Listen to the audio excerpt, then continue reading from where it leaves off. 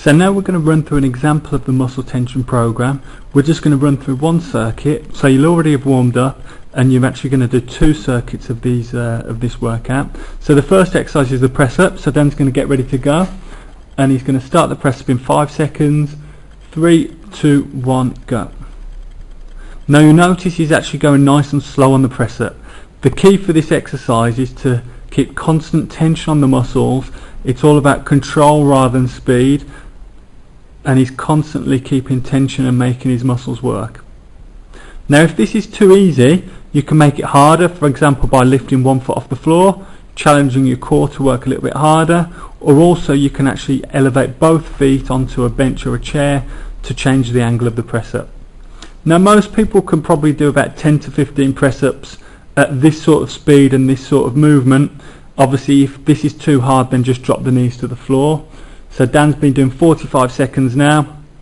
He'll keep going. Let's say that's about his last one he can do. He's now just going to wait till the end of the minute before starting the split squats. And he's going to start the split squat in 5 seconds. 3, 2, 1, go.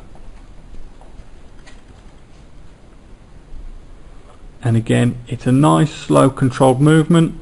If you've got knee problems, then instead of the split squat, then use the step down. If you've got flexibility issues, then you can elevate that front foot. If we're going nice and slow on the split squat, then this should be sufficient for you to get a good workout.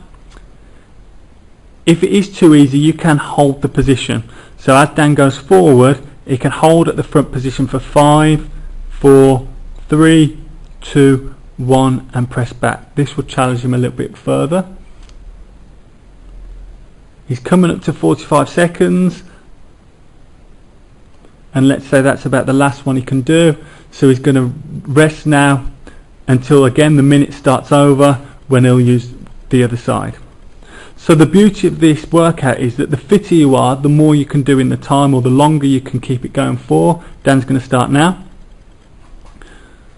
So you can actually keep it going for longer, which means you have less rest.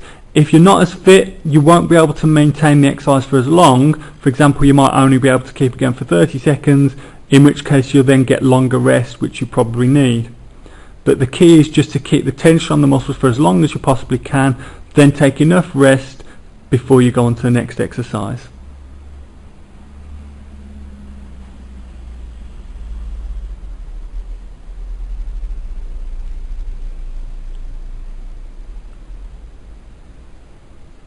So now Dan's done 40 seconds of lunges. He's got 5 seconds left, for example. Okay, and so that's his last one. He's now going to rest until the start of the minute again, when he's going to start with the isometric row. He's got 5 seconds. 3, 2, 1, go. So he's going to sit nice and tall. He's going to pull the towel as hard as he can for 5 seconds and relax.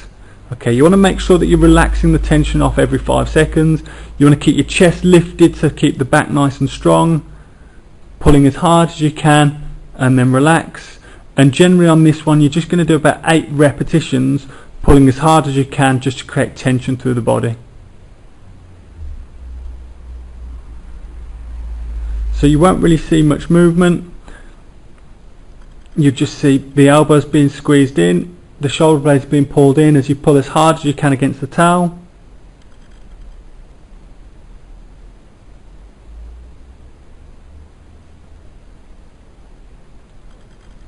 Okay, and after 8 repetitions, Dan's just going to rest, and he's just going to rest about 5 seconds, because then it will be ready to do the press ups again.